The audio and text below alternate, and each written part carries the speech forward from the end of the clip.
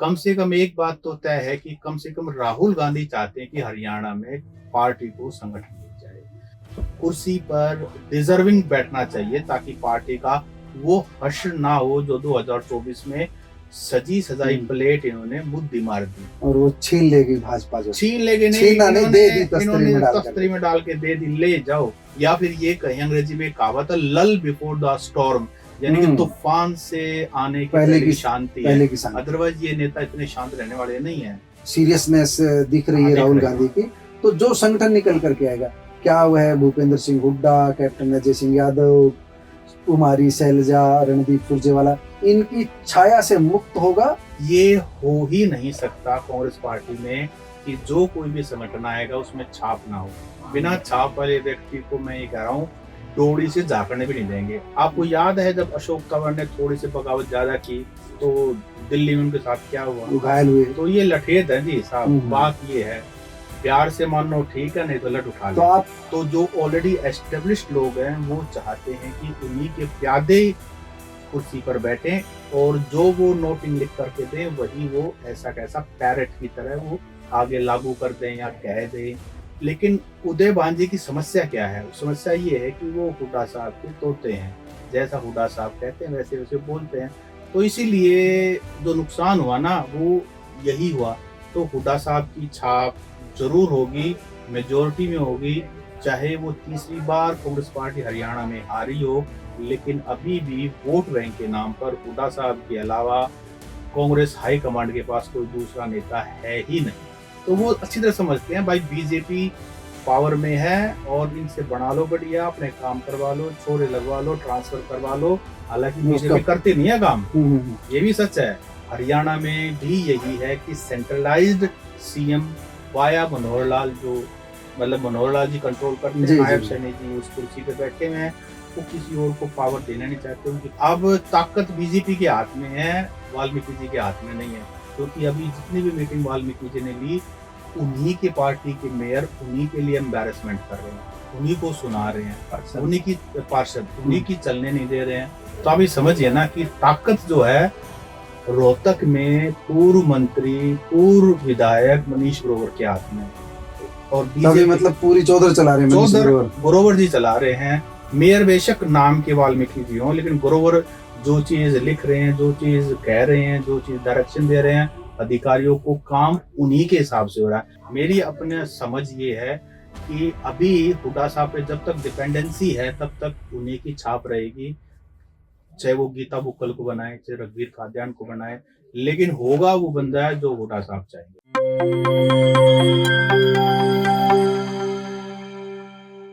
प्यारे दोस्तों, सादर अभिवादन। मैं हूं महेश कुमार वैद्य और आप देख रहे हैं एनजेपी हरियाणा।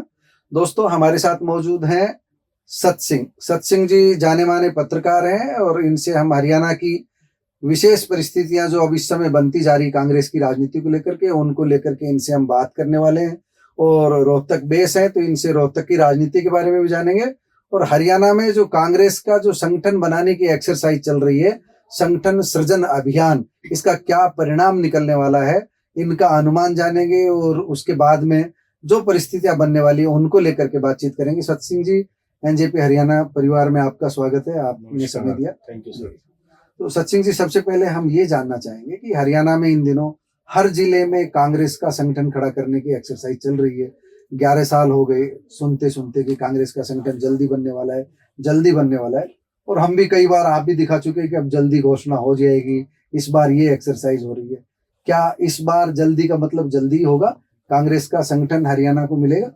देखिए, राहुल गांधी जो टॉप मोस्ट लीडर हैं कांग्रेस पार्टी के, इस बार उनकी स्टेटमेंट में सीरियसनेस दिखाई दी। कम से कम एक बात तो तय है कि कम से कम राहुल गांधी चाहते हैं कि हरियाणा में पार्टी को संगठन मिल जाए। और उन्होंने कुछ पेच भी टाइट किए हैं, अपने जो भी नेता हैं, जो भी ऑब्जर्वर हैं, जिन जिनकी ड्यूटी वो लगाना चाहते हैं। राहुल गांधी तक बात ठीक है, लेकिन सवाल ये है कि जो असली प्रॉब्लम है पिछले 11 सालों से जो आपस में खींचातानी चल रही है, वो खींचातानी अब भी है। वो अलग बात है कि राहुल गांधी के तेवर को देखते हुए अभी कोई चू नहीं कर रहा है, लेकिन अंदर खाते चल वही रहा है कि भाई कुर्सी पर डिजर्विंग बैठना चाहिए ताकि पार्टी का वो हर्ष ना हो जो 2024 में सजी सजाई प्लेट इन्होंने मुद्दी मार दी और वो छीन लेगी भाजपा, जो छीन लेगी नहीं, छीना नहीं, दे दी तस्तरी में डाल के दे दी, ले जाओ। तो कम से कम पार्टी का संगठन होता, 11 साल से आप बता रहे हैं, अगर 2024 से पहले भी होता, 2023 में होता है, पिछले 1 साल से भी होता, तो मुझे लगता है कांग्रेस पार्टी जीत सकती थी, एक अच्छी पोजीशन में थी, फॉर्मिडेबल पोजीशन में थी।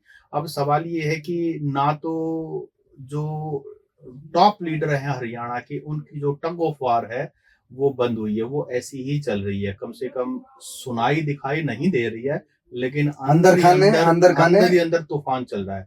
या फिर ये कहीं अंग्रेजी में कहावत है, लल बिफोर द स्टॉर्म, यानी कि तूफान से आने की पहले की शांति है। अदरवाइज ये नेता इतने शांत रहने वाले नहीं है, लेकिन वो तेवर हैं कि भाई मुझे हर हाल में इस महीने के आखिर तक संगठन बनाना है। और जिन ऑब्जर्वर से हमारी बातचीत भी हो रही है, तो वो भी ये कह रहे हैं कि भाई ऊपर से आपको किसी की पंजी नहीं लेनी है, किसी का कोई फेवर नहीं लेना है, जो अगर कहीं आप जाके रुको भी गए ना, जो डिजर्व करता है उसको बनाना है, अपने जेब से पैसे खर्च करने, किसी का कोई, क्योंकि आप किसी का फेवर लोगे तो आप उसमें जो भी आप लिस्ट बनाओगे, जो भी रिकॉर्ड बनाओगे, उसमें तो कहने का प्रभाव किसी तो प्रभावित उन्होंने, ना भाव में ना प्रभाव में, जो भी बात है अपने स्वभाव से रिपोर्ट बनाओ और ऊपर भेज दो। तो मैं ये मानता हूं कि टॉप लीडर से सीरियसनेस है, लेकिन अंदर खाते वही चल रहा है। मुझे नहीं लगता कि पार्टी को इतना जल्दी संगठन मिलने वाला है, देर होगी आपकी सर। जो 30 जून की डेडलाइन इन्होंने दे रखी है, 100% डेडलाइन उस तक नहीं होगा, 100% देरी होगी जो। लेकिन पार्टी को मिलना चाहिए, तो बात सही है। एक हम अब जो एक्सरसाइज शुरू हो रही है, उसमें पार्टी का जो संगठन आएगा जिला स्तर का निकल करके, एक हम कल्पना करते हैं कि चलिए जून में नहीं आएगा, जुलाई में आ जाएगा, लेकिन आएगा। अब आप ये तो मान ही रहे हैं कि अब आएगा, सीरियसनेस दिख रही है राहुल गांधी की। तो जो संगठन निकल करके आएगा, क्या वह भूपेंद्र सिंह हुड्डा, कैप्टन अजय सिंह यादव, कुमारी शैलजा, रणदीप सुरजेवाला, इनकी छाया से मुक्त होगा, इंडिपेंडेंट संगठन निकल करके आएगा, या वही ये उसका चेहरा ये उसका चेहरा, मतलब व्यक्तियों के जो व्यक्ति विशेष के प्रति जो आस्था रखते हैं वो जिला प्रधान बन करके आएंगे, या कांग्रेस के प्रति आस्था रखने वाले सामने आएंगे? सर, हरियाणा की पॉलिटिक्स हरदम पर्सनैलिटी ड्रिवन रही है। आप ये बात करें हरियाणा की राजनीति में, जैसी बात करेंगे सबसे पहले हम लालों की बात करेंगे, बंसीलाल, भजन लाल और देवीलाल, और अब मनोहर लाल जी। तो उसके बाद हुड्डा साहब का दौर आया, और उसके बाद अब नायब सैनी जी का दौर है। तो पर्सनैलिटी, फिर एरिया वाइज भी है, ये जाटलैंड है, ये अहिरवाल में अपने राव साहब है, तो पर्सनैलिटी ड्रिवन रही है। तो ये हो ही नहीं सकता कांग्रेस पार्टी में कि जो कोई भी संगठन आएगा उसमें छाप ना हो। बिना छाप वाले व्यक्ति को मैं ये कह रहा हूँ डोरी से झांकने भी नहीं देंगे, मतलब व्यक्तियों की छाया से मुक्त नहीं होगा। मैं ये कह रहा हूँ कि डोरी से झांकने भी नहीं देंगे, इतने लठेत। आपको याद है जब अशोक तंवर ने थोड़ी सी बगावत ज्यादा की तो दिल्ली में उनके साथ क्या हुआ, घायल हुए। तो ये लठेत है जी साहब। बात ये है, प्यार से मानो ठीक है, नहीं तो लठ उठा ले। तो आप जिस गढ़ में बैठे हैं रोहतक में, वहां हम माने कि यहाँ भूपेंद्र सिंह हुड्डा की छाया से मुक्त कांग्रेस नहीं होगी? संभव ही नहीं है सर, बिल्कुल भी कैसी होगी। राजनीति में सरवाइव करने के लिए आपको हर तरह की पावर, हर तरह के स्ट्रगल को फेस करना होता है। तो जो ऑलरेडी एस्टेब्लिश्ड लोग हैं वो चाहते हैं कि उन्हीं के प्यादे कुर्सी पर बैठे, और जो वो नोटिंग लिख करके दें वही वो ऐसा कैसा पैरेट की तरह वो आगे लागू कर दें या कह दें। अब देखिए हरियाणा प्रदेश कांग्रेस कमेटी के प्रधान कौन है? उदय भान जी। अब उदय भान जी वैसे तो ऐसी समाज से आते हैं, और कांग्रेस पार्टी को 2024 में इसका फायदा मिलना चाहिए था, लेकिन असली एससी की नेता ये माने कांग्रेस में कुमारी शैलजा, क्योंकि लंबे समय से राजनीति में है, एक्सेप्टेबिलिटी है एससी समाज में है, उनको एक बड़ा नेता, और चौधरी दल सिंह की बेटी है तो उनका एक वो है। लेकिन उदय भान जी की समस्या क्या है? समस्या ये है कि वो हुड्डा साहब के तोते हैं, जैसा हुड्डा साहब कहते हैं वैसे वैसे बोलते हैं। तो ये तो हरियाणा का जो वोटर है ना, वो इस बात को बखूबी समझता है, वो राजनीति की इतनी अच्छी समझ रखता है, परख रखता है। बेशक वो वोट करे ना करे, किसको करे, किसी प्रलोभन में करे, लेकिन वो जानता सब है। तो इसीलिए जो नुकसान हुआ ना वो यही हुआ।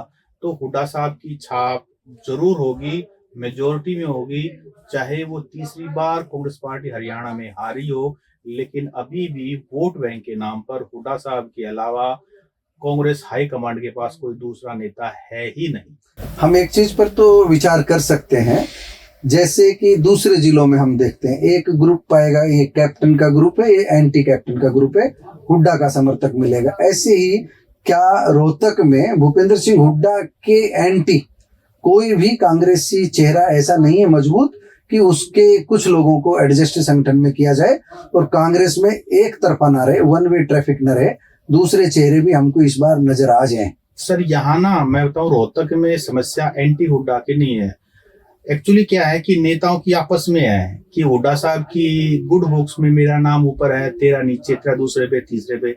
ये जो तीसरे चौथे पे जो थोड़ी बहुत नाराजगी दिखाते हैं, इनकी जो रज्म है सिर्फ यहाँ तक है कि जिससे वो अपना कंपटीशन मानना हुआ है ना कि तेरे से ऊपर हुड्डा साहब की लिस्ट में मेरी हाजिरी बढ़िया लगे, हुड्डा साहब मेरी राम राम वो कंपटीशन है। तो यहाँ वो सिस्टम नहीं है कि एंटी हुड्डा नाम की कोई चीज है, ऐसा कुछ नहीं। अगर कोई है भी तो उसका वजूद नहीं जी। सत्सिंह जी, अब हम लोकल पॉलिटिक्स की एक बात करते हैं। लोकसभा चुनाव में बड़ा अच्छा मैच कांग्रेस ने जो 50-50 का उनका जो सीरीज जो है उसको जीता। उसके बाद में विधानसभा चुनाव में कांग्रेस ने रोहतक में तो अच्छा ही प्रदर्शन किया, नगर निगम चुनाव में यहाँ भी कांग्रेस मात खा गई। क्या इसको हम ये माने कि भूपेंद्र सिंह हुड्डा का तिलिस्म टूट रहा है रोहतक में भी, या ये माने कि रोहतक शहर की राजनीति भारतीय जनता पार्टी के इर्द गिर्द ही रही है, भारतीय जनता पार्टी यहाँ मजबूत रही है? सर स्वाभाविक सी बात है कि हरियाणा प्रदेश में बीजेपी तीसरी बार रिपीट हुई है, तीसरी बार सेंटर में रिपीट हुई है। नया नया चुनाव खत्म हुआ था विधानसभा का, तो कांग्रेस को जो एज मिल रहा था वो 2024 5 अक्टूबर को जैसे ही परिणाम आया, जैसी वोटिंग हुई और 8 तारीख को रिजल्ट आया, वो उसी टाइम खत्म हो गया। मैंने अभी एक शब्द कहा ना, यहाँ के लोग राजनीति के धुरंधर वो समझते हैं, उनको अपने लिए। और रोहतक के तो अभी भाई साहब जो आपके साथ गए थे ना, एक रोहतक की 100 कोत की, तो वो रोहतक वाले समझते हैं कि भाई तुम दोबारा से हुड्डा को अगर ये बना दोगे बंदे, मिलेगा क्या? कम से कम बीजेपी के बना दो, काम तो करवा लोगे। यहाँ तो काम करवाने के लिए नेता मानते हैं, जो काम करवा दे वो मेरा नेता है, जो नहीं करवा कितना ही बड़ा टीरी खाओ पन्ने खाओ तो मेरे को क्या लेना देना, अपने घर में होगा, नेता होगा, विधायक होगा, सांसद होगा। तो यहाँ ये सिस्टम है, तो वो अच्छी तरह समझते हैं भाई बीजेपी पावर में है और इनसे बना लो बढ़िया, अपने काम करवा लो, छोरे लगवा लो, ट्रांसफर करवा लो। हालांकि बीजेपी करती नहीं है काम, ये भी सच है, बीजेपी काम नहीं करती है। बीजेपी कम से कम मैं इस मामले में को अच्छी मानता हूँ कि वो सामूहिक काम अगर करती है तो सामूहिक काम पे ध्यान है, किसी एक बंदे के ट्रांसफर सेक्टर में वो थोड़ा सा दूर है, ये अच्छी बात है। अच्छा सत्सिंह, ये बताइए कि 60 दिन में चुनाव कराने थे, नगर निगम इन्होंने जीत ली, मानेसर को छोड़ करके मेरे ख्याल से पूरे हरियाणा के नगर निगम पर भारतीय जनता पार्टी का ही कब्जा हुआ है। रोहतक में भी बहुमत भाजपा का, 17-18 जो पार्षद है वो इन्हीं के हैं। चुनाव क्यों नहीं किए जा रहे हैं? सीनियर डिप्टी मेयर के और डिप्टी मेयर के क्यों डर रही है भारतीय जनता पार्टी? नहीं, बीजेपी डर नहीं रही, मुझे लगता है उनकी प्रायोरिटी में नहीं है। उनको लगता है, देखो बीजेपी में आप अगर स्टडी करोगे ना पिछले 3 बार का चुनाव, सेंटर में देखिए आप, पावर जो है वो 2 लोगों के हाथ में है, मोदी और शाह। जी। बाद में जिनको जो बांटा गया है वो कोई पावर बैलेंस करने के लिए, हरियाणा में भी यही है कि centralised CM via Manohar Lal, जो मतलब मनोहर लाल जी कंट्रोल करते हैं, नायब सैनी जी उस कुर्सी पे बैठे हुए हैं, वो किसी और को पावर देना नहीं चाहते, उनकी प्रायोरिटी लिस्ट में नहीं है कि क्या होता है, कैसे होता है। और रोहतक का एक दिक्कत और भी है, रोहतक में इस बार मेयर की सीट ऐसी समाज को आई जी, और हमारे वाल्मीकि जी अभी मेयर हैं, बहुत बड़े मार्जिन से जीते हैं चुनाव जी, and it's a really big thing. लेकिन बात ये है, लोगों ने मेयर साहब को, मतलब वाल्मीकि जी को वोट नहीं दिया, उन्होंने बीजेपी को वोट किया, अब ताकत बीजेपी के हाथ में है, वाल्मीकि जी के हाथ में नहीं है। क्योंकि अभी जितनी भी मीटिंग वाल्मीकि जी ने ली, उन्हीं के पार्टी के मेयर उन्हीं के लिए एम्बैरेसमेंट कर रहे हैं, उन्हीं को सुना रहे हैं, उन्हीं की पार्षद उन्हीं की चलने नहीं दे रहे हैं। तो अभी समझिए ना कि ताकत जो है रोहतक में पूर्व मंत्री, पूर्व विधायक मनीष ग्रोवर के हाथ में है, और बीजेपी मतलब पूरी चौधर चला रहे हैं, ग्रोवर जी चला रहे हैं। मेयर बेशक नाम के वाल्मीकि जी हों, लेकिन ग्रोवर जो चीज लिख रहे हैं, जो चीज कह रहे हैं, जो चीज डायरेक्शन दे रहे हैं, अधिकारियों को काम उन्हीं के हिसाब से हो रहा है। अगर मेयर जी फुल फ्लैश्ड अपनी चलाने लग जाएंगे, फिर ग्रोवर साहब को कौन पूछेगा? कोठी पे भीड़ तो वही होगी ना जो काम करवाएगा। मतलब जो है तो अपनी कोठी से भीड़ कोई कम नहीं करवाना चाह रहा। जैसे मनीष ग्रोवर तो ऑब्वियसली वही ताकतवर है, वही तो सुपर सीएम है, तो ऑब्वियसली गुट भी बनते हैं। हाँ जी। एक सवाल मेरे मन में ये था, आपसे मैं जानना चाह रहा हूँ, मेरी अभी थोड़ी देर पहले ओपी वशिष्ठ जी से बात हुई थी। हम ये जानना चाह रहे हैं कि जो लोकल पॉलिटिक्स है, इसमें भूपेंद्र सिंह हुड्डा का रोल बहुत ज्यादा है रोहतक की राजनीति में, और भूपेंद्र सिंह हुड्डा को आप भी महत्वपूर्ण मानते हो। क्या कभी ऐसी परिस्थितियां बन सकती है कि भूपेंद्र सिंह हुड्डा को कांग्रेस साइडलाइन कर दे इस चुनाव में, तो भूपेंद्र सिंह हुड्डा अपनी नाराजगी व्यक्त करके एक नया क्षेत्रीय दल जो हमको देखने को मिल जाए? ठीक है सर, ये तो मैं क्या कहूँ कि उनको साइडलाइन कर देंगे, लेकिन एक बात जरूर है जो आप शायद सवाल पूछना चाह रहे हैं। दौर आता है, कभी इसी एरिया में चौधरी देवीलाल जी का दौर था, ताऊ के नाम से गांव में जब कभी लोकसभा का चुनाव होता तो ताऊ को वोट देंगे, गांव वाले ये कहते थे। हुड्डा साहब गांव से आते थे, शहर से जीते थे। अब वो दौर हुड्डा साहब का है, लेकिन दौर तो आता है तो जाता भी है, तो जरूर दौर आ सकता है इस तरह से कि कोई नई लीडरशिप उभरे। कांग्रेस की हाई कमांड जो है वो भी खुद कमजोर है, इसीलिए हुड्डा साहब के या जो स्टेट में इस तरह के लीडर्स हैं जैसे अशोक गहलोत है, और पंजाब में पहले कैप्टन अमरिंदर थे, उनसे दबती इसीलिए क्योंकि वो खुद कमजोर है। जिस दिन भी या तो उधर उनके हाथ में पावर आ गई, राहुल गांधी परिवार, उसी दिन वो इलाज कर देंगे। या तो ये सेट हो जाएंगे या वो इलाज कर देंगे, या फिर एक दौर है इनका, दौर चला जाएगा, कोई नई लीडरशिप आ जाएगी।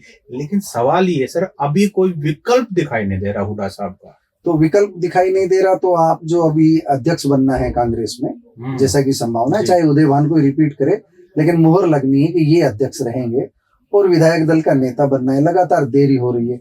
क्या सोचते हैं भूपेंद्र सिंह हुड्डा की उसमें क्या भूमिका रहने वाली है? उनको विधायक दल का नेता खुद को या उनके किसी चहेते को मिलेगा, या उनको प्रदेश अध्यक्ष मिलेगा, या कांग्रेस हाईकमान स्वतंत्र निर्णय लेगा? नहीं, कांग्रेस हाईकमान स्वतंत्र निर्णय नहीं ले सकता, क्योंकि वो खुद घिरा हुआ है। और हरियाणा एक ऐसा स्टेट है, उनको दिल्ली में जो कोई भी हेल्प चाहिए, किसी भी तरह की हेल्प चाहिए, वो हरियाणा सबसे नजदीक पड़ता है, चाहे दल की चाहिए, चाहे बल की चाहिए, माया की चाहिए, तो उनको हुड्डा साहब पे डिपेंड ही रहना पड़ेगा। तो मैं ये मानता हूँ, मेरी अपने समझ ये है कि अभी हुड्डा साहब पे जब तक डिपेंडेंसी है तब तक उन्हीं की छाप रहेगी, चाहे वो गीता बुक्कल को बनाए, चाहे रघुवीर खाद्यान को बनाए, लेकिन होगा वो बंदा है जो हुड्डा साहब चाहेंगे। मतलब कांग्रेस में हुड्डा साहब की चलेगी जी, डिपेंडेंसी है। क्योंकि हमने कांग्रेस के अध्यक्ष की बात कर ली, एक सवाल आपसे चलते चलते पूछ लेते हैं, समापन की ओर है, हमारा लास्ट सवाल है। भारतीय जनता पार्टी को भी नया अध्यक्ष देना है हरियाणा को, कौन हो सकता है? देखिए, होने को तो बीजेपी का तो ये जिसका नाम चलता उसको तो बढ़ाते नहीं, तो हम क्या किसी को हम बनने वाला और हम नाम ले दें। वैसे मैं पीछे भी इस बारे में, बडोली रिपीट होंगे कि बने? नहीं, मुझे नहीं लगता बडोली जी रिपीट होंगे। मुझे लगता है कि इस बार बीजेपी को एक ऐसा बंदा लेके आएगी जो यंग हो, ब्राइट हो, पकड़ हो, और जाट समाज जो मुख्यतः नाराज है बीजेपी से, उससे हो। तो महिपाल डांडा जो है, मुझे लगता है कि इनका दाव लग सकता है, महिपाल डांडा का। और अभी देखिए जो जाट समाज से भी अध्यक्ष हो सकता है? हाँ, बिल्कुल हो सकता है। होने को तो कैप्टन अभिमन्यु भी हो सकते हैं, लेकिन बात यह है बीजेपी उपयोगिता भी देखती है। यहाँ तो छाप होनी चाहिए नेता की, कांग्रेस में यहाँ उपयोगिता भी देखी जाती है। तो अभी अगर 2 दाने बचे हुए हैं तो वो महिपाल डांडा में बचे हुए हैं, बाकी नेता तो बहुत सारे बीजेपी में, क्या पता किसको बना दे, लेकिन लगता मुझे उपयोगिता के हिसाब से डांडा साहब का नाम। धन्यवाद सत सिंह। आपने दोस्तों सत सिंह की बातें सुनी, इन्होंने बड़ी काम की बातें बताई है कांग्रेस के अध्यक्ष के बारे में, भाजपा के अध्यक्ष के बारे में, और कांग्रेस का जो संगठन सृजन अभियान चल रहा है जिसको लेकर के हमने बातचीत शुरू की थी, उसको लेकर के इनको जून में तो कम से कम उम्मीद नहीं है कि कांग्रेस संगठन लेकर के आ जाएगी, लेकिन इस बार जरूर जो है संगठन जरूर बन जाएगा, ऐसा इनको लग रहा है कि राहुल गांधी गंभीर है इस विषय में, इसलिए कांग्रेस को संगठन जरूर मिलेगा। लेकिन जो संगठन मिलेगा वह वरिष्ठ नेताओं की छाया से मुक्त नहीं होगा, चाहे वह भूपेंद्र सिंह हुड्डा हो, चाहे दूसरे छत्रप हो, उनकी छाया संगठन पर नजर आएगी। और भूपेंद्र सिंह हुड्डा अभी इस पोजीशन में, उनको कांग्रेस के जो हाईकमान है, कांग्रेस हाईकमान है, वो इग्नोर नहीं कर सकते अभी इस तरह की परिस्थितियां हरियाणा की। आपका धन्यवाद सचिन।